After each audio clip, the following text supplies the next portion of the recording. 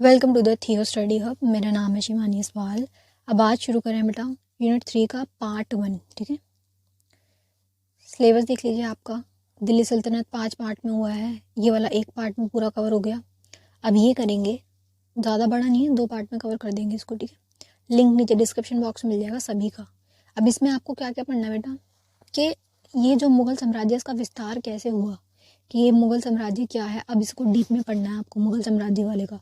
इनकी मानसबदारी व्यवस्था कैसी थी, इनकी जागीरदारी व्यवस्था कैसी थी। जैसे इक्का व्यवस्था पढ़ी ना हमने, इसमें इक्का सिस्टम वाला था, अब इसमें इसका जागीरदारी व्यवस्था पढ़ी जाएगी। अकबर का समय काल सबसे ज़्यादा इंपॉर्टेंट था, क्योंकि उसमें सबसे ज़्यादा विस्तार हो, तो उसको डीप में पढ़ेंगे। अकबर की धार्मिक नीति क्या थी, मोस्ट इम्पॉर्टेंट। ठीक है, ये आता ही आता है, धार्मिक नीति क्या थी अकबर की। अकबर के राजपूतों से कैसे संबंध थे, ठीक है, ये सारी बातें इसमें आएंगी। ये मेरी इंस्टा टेलीग्राम चैनल आईडी, कोई भी क्वेश्चन क्वेरी हो आप मुझसे यहाँ पूछ सकते हैं। ये बेटा आपका सेक में जो सब्जेक्ट लगा हुआ है वो मैंने करवा दिया है, पूरी प्लेलिस्ट आ चुकी है, नीचे आपको लिंक डिस्क्रिप्शन बॉक्स में मिल जाएगा। स्टार्ट करेंगे। देखो, अब मुगल साम्राज्य समझने से पहले इनकी एक बार फैमिली ट्री देख लो। बहुत बड़ी फैमिली ट्री है, आपको इतनी बड़ी नहीं करनी है, आपको मेन करनी है। ठीक है, बाबर से स्टार्ट करेंगे कि बाबर आया था, फिर उसके बाद हुमायूं आया। इनके सबके 4 5 बेटे हैं, आपको इतना डीप में नहीं जाना, आपको सिर्फ मेन बंदों को करते हुए चलना। बाबर का बेटा हुमायूं, हुमायूं का फिर अकबर, अकबर का जहांगीर, शाहजहां, ठीक है, औरंगजेब, यहाँ तक ही पढ़ना है, इससे आगे नहीं है, इतना डीप में नहीं जाएगा। बस मेन ये वाले शासक पढ़ना है, जो डार्क करे हुए ना कलर हाईलाइटेड है, ये वाला को करना है आपको। इस हिसाब से ये मेन है, बाबर, हुमायूं, अकबर, जहांगीर, शाहजहां, औरंगजेब, ये पूरी सीरीज है, लिख लो। ये ऐसे ही चलेगी आपकी, क्योंकि अभी तो हम ये पढ़ेंगे पूरा, फिर उसके बाद अगला जहांगीर का ही आएगा। ये वाले चैप्टर के बाद नेक्स्ट चैप्टर पूरा जहांगीर के ऊपर डीप में चलेगा। और बेटा देखो, अगर डेट ना भी हो तो कोई बात नहीं, परेशान मत होना। बहुत सारे बच्चे वाली बात बोलते हैं कि हमें डेट नहीं हो रही याद, तो कोई बात नहीं, छोड़ दो डेट को। नाम ढंग से याद रखो, और किसके बाद कौन आ रहा है ये याद रखना। ये मत कर देना कि अकबर का बेटा हुमायूं था, ऐसे मत कर देना, ये इसका पापा था ना कि वो बेटा, इसका बेटा ये था, ऊपर नीचे मत कर देना। ये देखिए, ये है मुगल एम्पायर, पूरा का पूरा, ये इतना पार्ट, पूरा ही भारत मान लो, भारत प्लस पाक, यहाँ पे इतना सारा पार्ट इनका हो गया था। ठीक है, इस काल से लेके इस तक, ये इनका ध्वज है, इनका फ्लैग है। ठीक है, इतना विस्तार हो गया था। स्टार्ट करेंगे। जागीरदारी प्रणाली, सबसे पहले क्या है इसको पढ़ लेते हैं कि ये प्रणाली क्या है, क्योंकि इससे क्वेश्चन बनता है। बेटा जो चैप्टर 1 में मैंने आपको इक्का व्यवस्था डीप में कराई है ना, ये वही है, सेम एज, कुछ कोई फर्क नहीं है, बस नाम अलग है। जो इनकी इक्का व्यवस्था थी उसका नाम था इक्का व्यवस्था, इनकी वाली का है जागीरदारी व्यवस्था। ठीक है, सेम वही है, कुछ भी बिल्कुल भी फर्क नहीं है। क्या सिस्टम था कि ये आपको अपने जितने भी सारे मंत्री वगैरह हैं, सारे बड़े बड़े सैनिक हैं, अधिकारी हैं, आपके प्रशासन में जितने बंदे आ रहे हैं, उन सबको सैलरी नहीं देनी। आपको उनको तो क्या देना, जमीन के टुकड़े, कि ये वाली जमीन तुम्हारी, इतनी जमीन तुम्हारी, पार्ट बांट दिए। ठीक है, उससे क्या होगा, वो बंदा उस एरिया का हेड बन जाएगा, जिसमें उसको क्या बोलता था, इक्कादार, मुक्ति कहा जा रहा था, इक्कादार कहा जाता। अब इसमें क्या कहा जाएगा, जागीरदार। जागीरदार के, ये तेरी जागीर है, ये तेरी जागीर है, जागीरें बांट दी। उसमें क्या बट रहा था, इक्का, नाम फर अलग है बस। ठीक है, अब इससे क्या फ़ायदा होगा, ये जो पूरा एरिया है ना, इसका हेड एक बंदे को बना दिया तुमने, ये पूरा इस एरिया को संभालेगा। जैसे मान लो छोटी मोटी लड़ाई हो गई, चोरी चकारी हो गई, बिल्कुल छोटी छोटी चीज़ हो गई, उसके लिए राजा को बीच में बोलने की या राजा तक वो बात ले जाने की कोई ज़रूरत नहीं है। ये बंदा जो हेड बनाया है, ये अपने आप संभाल लेगा। इन सारे लोगों को, जितने लोग इस एरिया में आएंगे, सबसे टैक्स लेना। ठीक है, अपनी सैलरी काट लेना उस टैक्स में से, अपना जितना भी पैसा लग रहा है संभालने में, चीज़ों को संभालने में, पूरा इस एरिया को संभालने में, देख रेख में पैसा तो लगेगा, वो सारा पैसा रख के बाकी का जो बचा टैक्स इनको भिजवा दिया। आपने अपना पैसा रख लिया, बाकी का इनको भिजवा दिया। इससे क्या होता था फ़ायदा, नियंत्रण हो जाता था। राजा अकेला थोड़ी ना पूरे देश को, पूरे के पूरे देश को अकेला संभालेगा, है ना, उसको कोई चाहिए था कि नियंत्रण करने के लिए बंदे हों। तो इसने ये वाली इससे जागीरदारी व्यवस्था से अपना काम, जो उसका काम का बोझ था, उसे कम कर दिया, कि सब अपने अपने एरिया को संभालेंगे। बहुत बड़ी कोई बात हो जाती है कि मतलब ऐसी कोई बात हो गई जो सॉल्व नहीं कर सकता वो जागीरदार खुद, तो वो आएगा राजा के पास, वरना वो खुद सॉल्व कर लेगा ऐसे। ठीक है, तो यही है कि जागीरदारी प्रणाली एक प्रशासनिक प्रणाली थी। ठीक है, जिसके मध्य से भू राजस्व, भूमि पर लगने वाला टैक्स को एक वेतन के बदले में सौंप दिया जाता था। तुम्हारी सैलरी है ना, तुम्हें हिस्सा मिल गया, तुम इसको संभालो पूरा, तुम इसके हेड हो गए, तुम अपने उसको पूरे एरिया को संभालना, जिससे जागीरदार कहा जाता था। ठीक है, सेम जो आपने क्वेश्चन तैयार किया मैंने बोला था ना, इक्का व्यवस्था इंपॉर्टेंट है फर्स्ट चैप्टर में, वो इंपॉर्टेंट है, उसी को रखो याद। बस उसमें हर जगह पे इक्का की जगह जागीरदार लिखते हुए चलना बस। नेक्स्ट देखो, जागीरदार का कर्तव्य। अब ये जो जागीरदार जिसको बनाया जाएगा, जागीरदार का कर्तव्य कर एकत्र करना, जितना भी टैक्स होगा उस एरिया में जितने बंदे रह रहे सबसे टैक्स पूरा लेना, जिसमें उसे वेतन मिलता था। जो पैसा आया, मान लो 10,000 आए, 5,000 अपने खुद के रख लिए, 4-5,000 3,000 अपनी खुद की सैलरी रख ली, और शेष जो बच गया एक्स्ट्रा, वो राशि मुगल खजाने में जमा हो जाती थी। जो मुगल का पूरा पैसा था, राजशाही खजाना जो था उसमें देना होता था टैक्स। ठीक है, मुगल साम्राज्य की पतन के बाद भी जागीरदारी की प्रथा चलती रही। जब मुगल वाले लास्ट में खत्म होंगे, भी आगे हम पढ़ेंगे, एंड तक जाएंगे जब भी खत्म होंगे, तब के उसके बाद भी जागीरदारी व्यवस्था जो थी ये ऐसे ही चलती रही। क्योंकि देखो, एक देश है इतना बड़ा, एक बंदा इस पूरे देश को कैसे संभालेगा अकेला। तो वो क्या करते थे, छोटे छोटे पार्ट्स को बांट देते थे कि ये हिस्सा तुम्हारा काम है इसको पूरा संभालना। A to Z सारी सिचुएशन, सारी समस्या वगैरह तुम्हें संभालनी है। कोई ऐसी सिचुएशन है जो तुम नहीं कर पा रहे तो तुम हमारे पास आओगे, वरना ये पूरा हिस्सा तुम्हारा, बस हमें टैक्स दे दो। मुगल प्रशासन में मानसबदारी व्यवस्था, अब ये अलग चीज़ है। ठीक है, वो पूरी समझ आ गई, वो तो बहुत आसान थी, बस उसमें वर्ड चेंज हुआ था। अब आएगी मानसबदारी व्यवस्था। ये भी बेटा वही है, नेतृत्व के लिए दी जाती है। उसमें क्या था, जमीन के टुकड़े बांट रहे थे। इसमें क्या है, आपको एक तरीके से एक माना जा रहा है, जैसे मॉनिटर नहीं बना देते टीचर क्या करती है, उसको पूरी क्लास संभालने में दिक्कत होती है, तो वो क्या करती है, 4 लाइनें, चारों लाइनों के एक मॉनिटर खड़ा कर देती है कि ये लाइन 1 का मॉनिटर, ये लाइन 2 का मॉनिटर, 4 लाइनें तो 4 मॉनिटर बना दिए, है ना, कि इस मॉनिटर का काम है इस पूरे एरिया को संभालना। जब मुझे ज़रूरत पड़ेगी कि बच्चा शोर मचा रहा है, मैं तुम्हें बोलूँगी, तुम इसको पूरे को हैंडल करोगे, मैं कुछ नहीं करूँगी। ये सिस्टम था ना। ये भी ऐसे सिस्टम था कि जब शासक को, राजा को ज़रूरत पड़ेगी, तो ये जितने भी मानसबदार हैं ना, ये सारे उसकी हेल्प में आएंगे। अब ये कैसे आएंगे, खुद थोड़ी ना लड़ने आएंगे।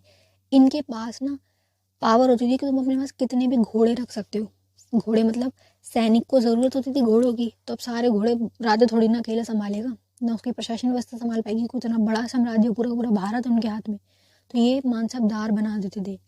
अब हर मानसबदार के पास पावर होती थी कि वो जितने मर्जी सैनिक प्लस उनके घोड़े वगैरह जितना भी सामान चाहिए होता सेना का, वो खुद रख लेगा, सारा सामान वो खुद संभालेगा। उसके बदले में उसको क्या मिल जाएगा, एक इक्का मिल जाएगा। इक्का क्या होता है, जो भी पीछे हमने पढ़ा जागीरदार, उसको जागीरदार बना दिया जाएगा। अभी जो मानसबदार आएगा बंदा, ये क्या करेगा, सारे घोड़े, सारे सैनिक, सबको अपने पास रखेगा, उनकी देख रेख, उनकी ट्रेनिंग वगैरह, उनका सारा खर्चा सब कुछ खुद करेगा। जिस दिन युद्ध हुआ, राजा को जरूरत पड़ेगी, ये मानसबदार उसको अपनी पूरी सेना दे देंगे। ऐसे ये बहुत सारे मानसबदार बनाए हुए थे, इनके पास अपने घोड़े होते थे, घुड़सवार होते थे, सारे पूरी सेना रखते थे अपनी। जिस दिन राजा को चाहिए होगी उस दिन ये दे देते थे उनको, राजा को। ऐसे इन्होंने मानसबदार व्यवस्था बनाई हुई थी कि ये सारा पूरा सेना का, इतनी बड़ी सेना हम नहीं रखेंगे, तुम अपने पास थोड़ी थोड़ी सेना रखो, सबके पास 2-2 3-3 हज़ार घुड़सवार होंगे, सेना होगी, जरूरत पड़ने पे तुम मुझे दे दोगे। ये थी पूरी मानसबदार व्यवस्था। ठीक है, एक बार इसको रीड कर लेते हैं, फिर एक बार और दूसरे एग्जाम्पल से समझा दूंगी।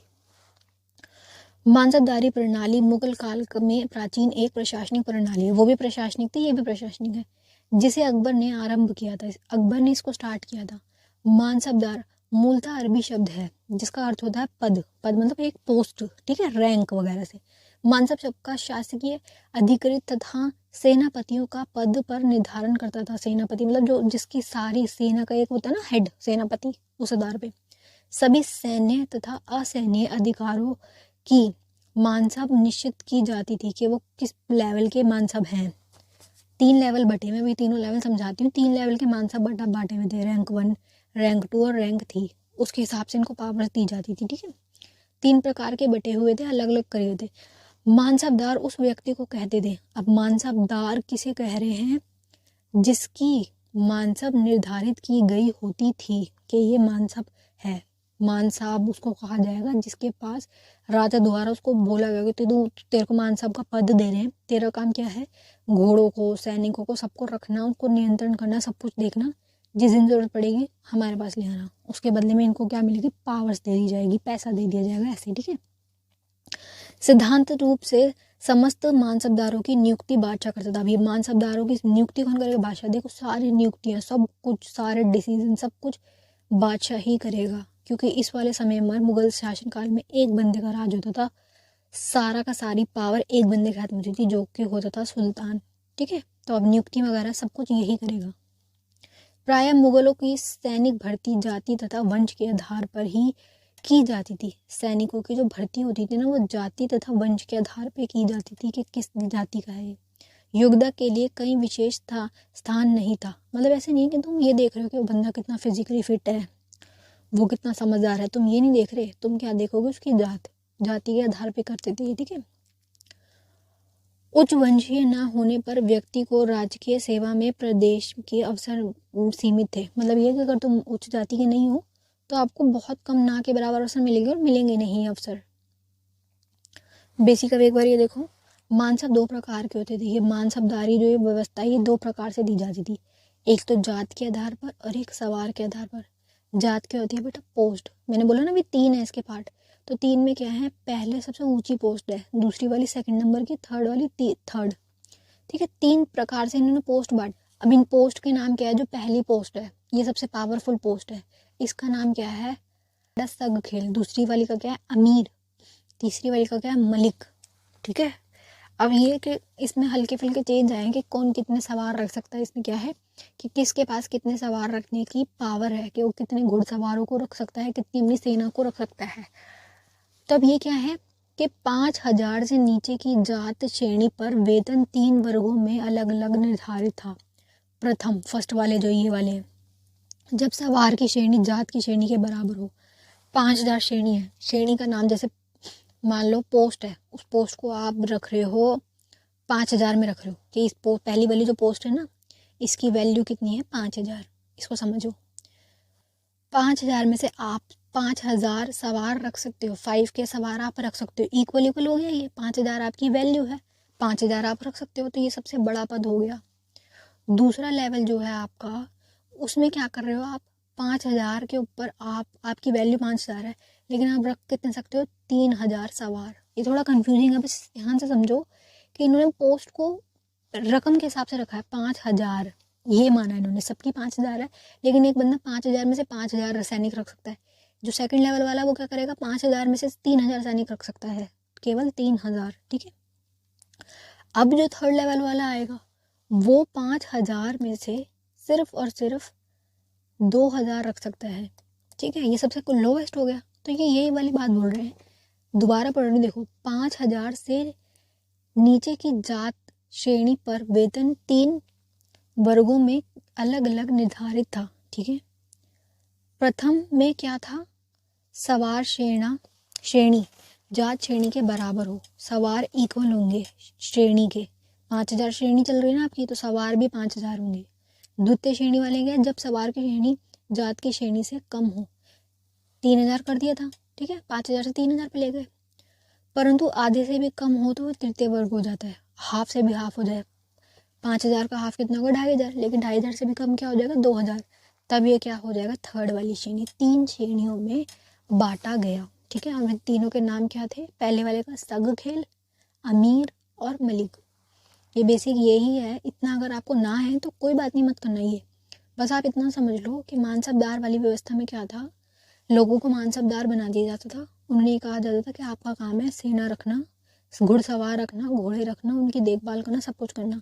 जिस दिन युद्ध होगा आपको अपने वो घोड़सवार सेना हमें देनी पड़ेगी। ठीक है, अब देखो इसके लाभ बता रहे कि जो मानसबदार प्रणाली है क्यों इतनी इम्पोर्टेंट थी। अब इसमें क्या है कि परिणाम स्वरूप क्या हुआ? सम्राट को, जो राजा है आपका मुगल, उसको अब केवल सामंती सरदारों के भाड़े के सैनिकों पर निर्भर नहीं होना पड़ेगा। ऐसे नहीं कि सिर्फ और सिर्फ सरदारों पे उसको निर्भर रहना पड़ेगा कि तुम ही मुझे सैनिक दोगे। अब हर कोई सैनिक दे सकता है, बस राजा को मानसबदार तैयार करने हैं कि तू भी मानसबदार, तू भी मानसबदार। वो खुश हो जाएंगे, भाई हमें पद मिल रहा है, हमें मानसबदारी का पद मिल रहा है।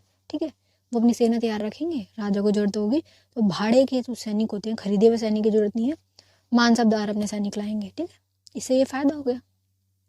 और एक देखो, एक दूसरा फायदा ये भी है कि इतनी बड़ी व्यवस्था नहीं करनी पड़ेगी, इतनी बड़ी सेना नहीं रखनी पड़ेगी, हर वक्त उस सेना का ध्यान नहीं रखना पड़ेगा। बस जब जरूरत होगी तब मानसबदारों को बोल देंगे आ जाओ जी। नियुक्ति कौन करता है इसका? राजा। ठीक है, मेन बात क्या है, नियुक्ति सारी राजा करेगा, लिस्ट बनेगी, उनका नाम वाम होगा। जहांगीर ने हल्के से इसमें फेरबदल की, सबने थोड़ा थोड़ा होता ना कि तुम इतने मानसबदार पे इतने वो घोड़े रख लो, ऐसे हल्के फुल्के डाटा में चेंजेस है, खास चेंज नहीं है। ठीक है, शाहजहाँ के टाइम पे भी हल्का फुल्का चेंज आया, वो भी हम आगे करेंगे, अभी का नहीं है वो टॉपिक। दूसरा क्या है, मानसबदारी का सबसे बड़ा लाभ क्या है, उसे निर्भर नहीं होना पड़ा राजा को किसी सरदार वगैरह पे कि भाड़े के सैनिक मंगाने पड़ेंगे एट अ टाइम, ऐसा कुछ नहीं है। संस्कृतियों में भी समन्वय बनाओ। अब क्या, अब ये मानसबदार जब बनाएंगे, मान लो कहीं पे कॉन्फ्लिक्ट चल रहा है, कोई तुम्हारी बात नहीं मान रहा, वहां पे उस बंदे को कौन वो बना दिया मानसबदार, वो खुश हो जाएगा कि भाई मेरे को एक पद मिल रहा है। इससे क्या होगा, सबकी भागीदारी आएगी। हिंदू वाले हो गए, जो सिख वाले हो गए, किसी से मन मुटाव है तो उनको बना दिया मानसबदार, वो भी खुश कि हमें एक पद मिल रहा है। ठीक है, सबकी जातियों को शामिल किया गया। इन्होंने क्या किया, इससे कि हर जाति के लोग बुला लिए मानसबदारों के लिए, जिससे क्या होगा, इनका फायदा, क्योंकि ये मुगल थे, लोग इनसे चिढ़ते थे कि इन्होंने आके कब्जा कर लिया, हिंदू धर्म वाले इनको सपोर्ट करेंगे नहीं कभी, तो इन्होंने हिंदुओं को, दूसरी जाति वालों को, सबको बुलाया मानसबदारी व्यवस्था में, जिससे क्या होगा, एक समन्वय बनेगा, कोऑर्डिनेशन बनेगी, एकता वाली फीलिंग बनेगी, है ना। केंद्र का कार्यभार में कमी आई। केंद्र जो है वो सारा काम अकेला कैसे करेगा, इतने सारे सैनिक, इतनी बड़ी सेना, उसको संभालने में इनका काम हो गया, नियंत्रण मजबूत हो गया। ठीक है, और ये ही ना बेटा देखो, मुगल राज्य का जो इतना विस्तार हो गया था, इतने पावरफुल हो गए थे, ये इसका कारण बना था, इनकी मानसबदारी वाली व्यवस्था। इससे क्या होता है, इनकी सेना बहुत स्ट्रांग हो गई थी, तो सबके पास अगर मान लो 5-5 हज़ार सैनिक भी हैं, तो इतने सारे 2-2.5 हज़ार इनके तो पद थे इतने सारे, तो पावरफुल तो ये हुए थे, क्योंकि सेना जिसकी जितनी पावरफुल होती है उसका राज्य उतना बढ़ता जाता है। ठीक है, ये पूरी मानसबदार व्यवस्था पूरी लिख लो। ठीक है, नेक्स्ट अब यह है अकबर की राजपूतीय नीति। ये भी इंपॉर्टेंट है कि इनके राजपूतों से कैसे संबंध थे। ठीक है, इसके आने के चांस है, इसको अच्छे से करेंगे, समझते चलेंगे, आसान है, कुछ डिफिकल्ट नहीं है, बस समझने वाली बात है। ठीक है, अकबर ने राजपूतों के साथ मेल मिलाप का एक तरीका विवाह संबंध के माध्यम से चाहा। इन्होंने देखा कि हम जो यहाँ आए हैं कब्जा करने, दिक्कत क्या आ रही है, राजपूत, यहाँ सारे राजपूत थे, राजा थे, ये तो अपना छोड़ेंगे नहीं, लड़ाई चलेगी, कॉन्फ्लिक्ट चलेगा। तो अब इसने ये सोचा कि लड़ के फायदा नहीं है। अकबर कैसा बंदा था, सोच समझ वाला, चालाक तो था ये, देखो। तो इसने ये देखा कि मेल मिलाप ही सही तरीका है, कि दोस्ती कर लो, हर जगह पे लड़ना सही नहीं होता, जहाँ पे बात अगर मान लो प्यार से हो ये तो कर लो, बात क्या दिक्कत है ना। तो ये मेल मिलाप का तरीका क्या मानता था, विवाह, कि शादी कर लो, डायरेक्ट संबंध बना दो, दोस्ती भी क्या, तुम संबंधी बना दो, कि तुम्हारी बेटी का मैं पति हूँ, तुम मुझे मार नहीं सकते, क्योंकि तुम ये थोड़ी ना चाहोगे तुम्हारी बेटी विधवा हो जाए। ये डायरेक्ट शादी कर लेता। वो जोधा भाई से शादी की थी, सबको पता है अकबर की जोधा से शादी हुई थी, क्यों हुई थी, कॉन्फ्लिक्ट तो चल रहा था, लड़ाई हुई थी, मुगल घुसे हुए थे, उनके राज्य पे हमला कर रहे थे, बिल्कुल मतलब ध्वस्त करने पे तुले हुए थे। एंड में क्या हुआ था, इनकी शादी हुई थी और वो वाला कॉन्फ्लिक्ट रोका गया था।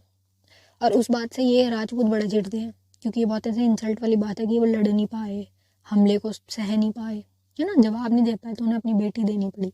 वो इस बात को मानते ही नहीं है कि ऐसा कभी हुआ, बट है सच, अब हुआ है, लिखा हुआ है भाई किताबों में कि जोधा बाई की शादी इससे हुई थी। कारण ये था कि वहाँ लड़ाई चल रही थी। ठीक है, तो ये है, उन्होंने कई राजकुमारियों से विवाह किया, और ये एक से नहीं, ये बहुतों से विवाह करते थे। अकबर के हरम में 3000 प्लस रानियां थी, सोचो 3000 प्लस। और ये भी डाटा सही है कि नहीं, बुक्स का कोई कंफर्म नहीं है, ऐसे सिर्फ लिखा हुआ है बुक्स में, इसलिए बता रही हूँ। बहुत सारी लड़कियों से, रानियों से ये शादियाँ करते थे। इनकी बता रहे हैं कि 40 शादियों में से 17 शादियाँ इन्होंने हिंदू लड़कियों से करी है। ठीक है, क्योंकि इनके खुद अकबर, इसके बेटे बेटे जहांगीर वगैरह सारे, इनके बहुत सारे लोग होते हैं, एक ही रानी के इतने सारे बच्चे होते हैं, तो सोचो कितनी सारी रानी, तो कितने इनके बच्चे होंगे। तो ऐसे इनकी 40 शादियों में से 17 शादी हिंदियों से हुई है। अकबर की पत्नी हिंदू थी, जो इसका बेटा होगा उसकी पत्नी भी हिंदू आएगी, बहुत सारी रानी होती है, उसमें से आधी हिंदू तो होती हैं। इनका ये तरीका था कि लड़ाई ना बढ़े, दोस्ती का हाथ आगे बढ़ाओ, मेल मिलाप के लिए इन्होंने वाली चीज़ रखी थी। ठीक है, मुगल सम्राट अकबर के उत्तराधिकारी, उसके पुत्र जहांगीर और पोते शाहजहां की माताएं राजपुताना थी। ठीक है, वही वाली बात की है, जहांगीर की जो माँ थी और इसकी शाहजहां की जो माँ थी हिंदू थी। राजपुताना के साथ अकबर ने संबंध तब शुरू किया जब वह 1561 में आगरा के पश्चिम में सीकरी के चिश्ती सूफी शेख की यात्रा से लौट रहा था। ये यहाँ से आ रहा था, तब उसने बहुत राजकुमारियों ने अकबर से शादी रचाई थी, मतलब एक भी नहीं, बहुत सारी, अलग ही था इनका लेवल। इन विवाहों ने न केवल शक्तिशाली राजपूत शासकों के साथ गठबंधन को सुरक्षित करने में मदद की, बल्कि उन्होंने मुगल तथा राजपूतों के बीच एकता और साझा संस्कृति का भाव पैदा किया। शादी कर रहे हैं तो अब ऑब्वियसली एकता तो आएगी, क्योंकि बिल्कुल अब वो तुम्हारा दामाद बन गया है ना, रिश्ता ही हो गया बिल्कुल, तो इससे इनका फायदा तो हुआ है। अकबर ने राजपूतों को अपने प्रशासन में एकीकरण के लिए नीतियां में लागू किया। इसने क्या किया, अकबर ने अपने प्रशासन व्यवस्था में बहुत सारे पद, जैसे मानसबदारी वाले पद, इनको देने स्टार्ट कर दिए। अकबर में और भी कोई बहुत सारे वो हो गए इसके दरबार के अंदर पद, वो इसने देने स्टार्ट कर दिए, जिससे क्या होगा, एकीकृत होगा। वो लोग कम लड़ेंगे कि भाई हमें भी हिस्सा मिल रहा है, जब शासन व्यवस्था में हमें हिस्सा मिला तो वो चुप हो जाएंगे। उन्होंने राजपूत सरदारों को अपने दरबार में सरकार में उच्च पद दिए, मतलब ये भी नहीं कि छोटे मोटे नीचे लेवल के पद दे रहे हो, ऊंचे पदों पे इनको बिठा दिया, ठीक है।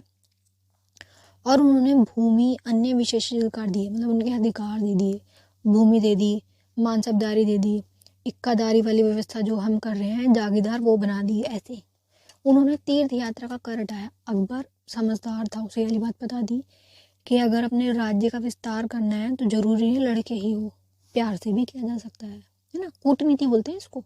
तो इसने कूटनीतिक तरीके से क्या किया, पहले तो तीर्थ यात्रा का कर हटा दिया। इन्होंने तीर्थ यात्रा तक पे भी टैक्स लगा रखा था कि कोई अगर मंदिर पे जाएगा तो उसे टैक्स देना पड़ेगा। इसने वाला कर हटाया। इसने जजिया वाला कर हटाया। जजिया वाला कर क्या था, जितने भी नॉन मुस्लिम्स हैं, जो भी हिंदू हैं, सिख हो गए, मुस्लिम्स को छोड़ के बाकी सभी जातियों को टैक्स भरना पड़ेगा, जिसको क्या कहता था, जजिया कर। अब इससे क्या होना, ऐसा लगेगा भाई किस बात का टैक्स, हम क्यों टैक्स दे रहे हैं, हम भी तो लोग हैं, जैसे ये भी लोग हैं वैसे हम लोग हैं, हमें किस बात का टैक्स देना पड़ रहा है।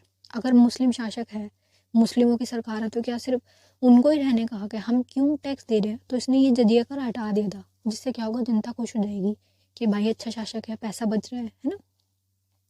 तीर्थ कर समाप्त किया, जो विशेष रूप से हिंदू राजपूतों के लिए बोझ था। देखो टैक्स देना पड़ रहा है उनको, मंदिर जाने के लिए भी टैक्स देना पड़ रहा है, तो कितना गलत बात है ना।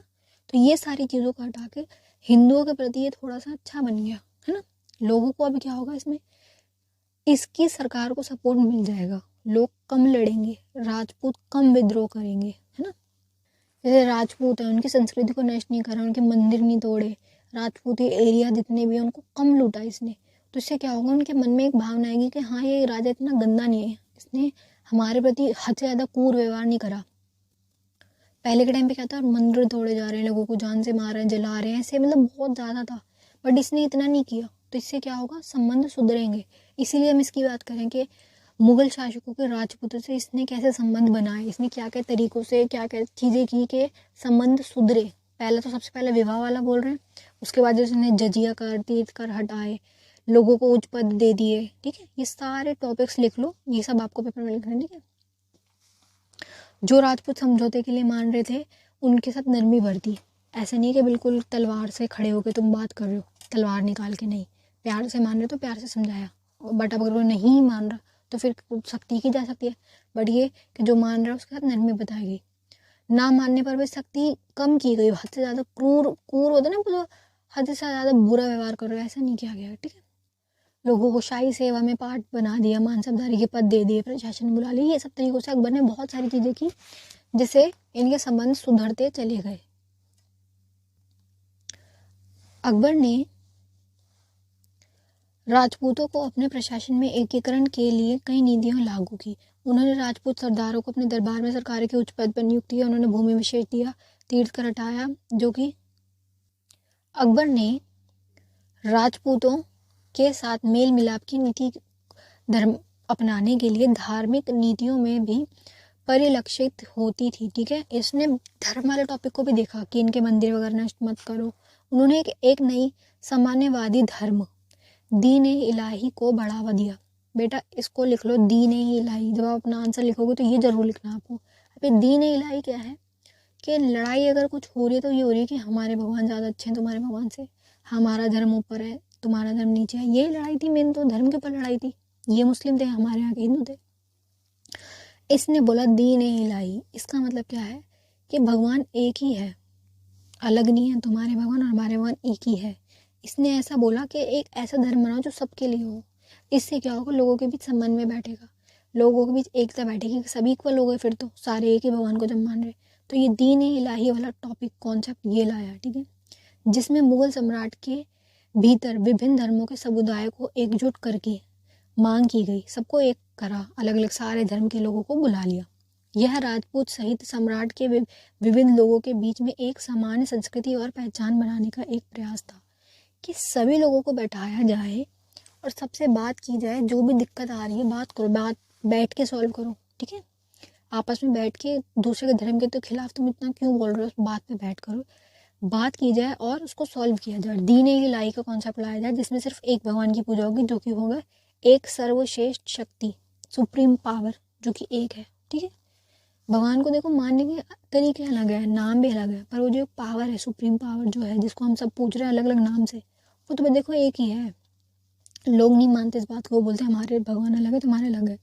जिनकी सोच अच्छी है, जो अच्छे हाई लेवल वाले लोग हैं ना, वो हमेशा इस बात को मानेंगे कि वो जो परमात्मा है वो एक ही है। अलग अलग लोग मतलब भगवान के नाम के पीछे लड़ने को तैयार हो जाते हैं, जबकि ऐसा है ही नहीं। वो भी उसी की पूजा कर रहे हैं, उनका पूजा करने का तरीका अलग है, उनका बोलने का तरीका अलग है, उनका प्रे करने का तरीका अलग है, बस कोई फ़र्क नहीं है, भगवान वो एक ही है। बट लोगों को नहीं आती ये वाली बात समझ। राजपूतों से मित्रता के कारण शांति स्थायीता आई। देखो शांति तो आएगी, क्योंकि लड़ाई नहीं हो रही तो शांति आएगी। इसने शांति व्यवस्था स्थापित कर दी थी, स्थायीता मतलब स्थिरता आ गई एक तरीके से, ठीक है। इससे देश में आर्थिक समृद्धि आई। लड़ाई नहीं होगी तो काम पे ध्यान देगा कि सब, समृद्धि होगी, सारा पैसा देखो सेना में नहीं लग रहा है ना, सारा पैसा किस में लगेगा, राज्य का विस्तार करने में, कमाने में, अपने आप को ग्रो करने में, ये ठीक है। राजपूतों का अकबर के प्रति समर्पण उसे राष्ट्रीय शासन बनाने की सहायता मिली। अकबर का ही शासन क्यों इतना ज़्यादा पॉपुलर हुआ था, क्यों इसमें सबसे ज़्यादा फेमस था। पूरी इनकी जो फैमिली ट्री ना बहुत बड़ी है, बहुत सारे शासक आए थे इनका समय, मुगलों का जो राज का काल है वो बहुत लंबा चला, लेकिन सबसे ज़्यादा इम्पोर्टेंट, सबसे ज़्यादा महत्वपूर्ण अकबर ही इसलिए हो जाता है क्योंकि इसने बहुत सारी चीज़ें करी और ये इतना बुरा भी नहीं था। देखो महान शासक तो मैं ऐसे नहीं कहूँगी, क्योंकि गलत इसने भी किया था, बहुत सारी चीज़ें मार काट वो भी की, बट इसने धर्म को देखा कि नहीं, धर्म को ख़राब मत करो। इसने हमारे धर्म की रामायण महाभारत वगैरह को अरबी भाषा में ट्रांसलेट करवाया कि लोग पढ़े, संस्कृति को सपोर्ट किया। गलत गलत जो प्रथाएं थी, उस वक्त की गलत प्रथाएं चल रही थी, सती प्रथा चल रही थी, उसको इसने बंद करवाया कि नहीं गलत है ये। विधवा विवाह को इसने प्रमोट किया कि ये अच्छी चीज़ है, लड़कियों के सपोर्ट में बोले, है ना। तो इन्होंने ऐसे पूरे बहुत सारी चीज़ें की जिससे ये साबित हो गया कि ये उतना क्रूर शासक नहीं था। और इसका टाइम पीरियड में इतनी जो समृद्धि आई, जो इतना आर्थिक समृद्धि आई, शांति स्थायित्व आई, वो इसीलिए कि उसने बहुत सारे डिसीजन लिए जो कि अच्छे थे। चलिए, best of luck for exam. ये वाला चैप्टर थोड़ा लेंथी है, बट ये सेकंड पार्ट में पूरा हो जाएगा। इसमें सारे इंपॉर्टेंट चीज़ें आई थी, मानसबदारी वाली इंपॉर्टेंट थी, जागीरदारी इंपॉर्टेंट थी, राजपूतों से संबंध कैसे थे, पूरा पूरा एक क्वेश्चन है ये, तो ये भी इंपॉर्टेंट था, ठीक है। अब नेक्स्ट में बाकी हम इसकी धार्मिक नीति क्या थी वो कर लेंगे। कुछ अभी भी ना समझ आ रहा हो बेटा तो आप मुझे पूछ सकते हैं, ठीक है।